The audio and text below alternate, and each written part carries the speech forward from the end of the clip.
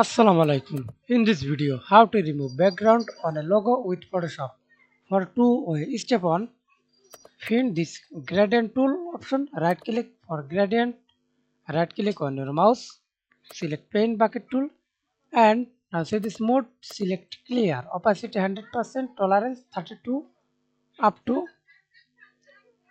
as you wish. Okay, I use this 32. Then click any color for remove this. Click remove white color, click white color or remove this white color, click inside. Okay,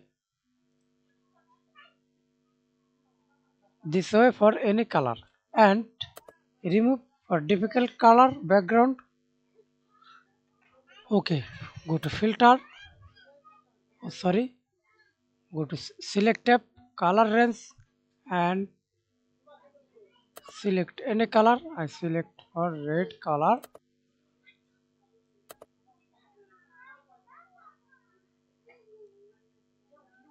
For image meshing, then click OK. Now select automatically, click layer mask. Now see this remove or background, right click on your mouse, convert to smart object. Okay, thanks for watching video. Please subscribe to my channel, like, comment, share.